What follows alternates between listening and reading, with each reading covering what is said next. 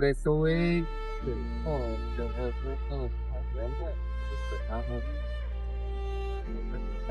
cuando veo una persona así, sumamente tatuada y todo eso, me veo reflejado, me da muchísima compasión y respeto y admiración. Porque si sigue aquí con tantas heridas, olvídate, güey.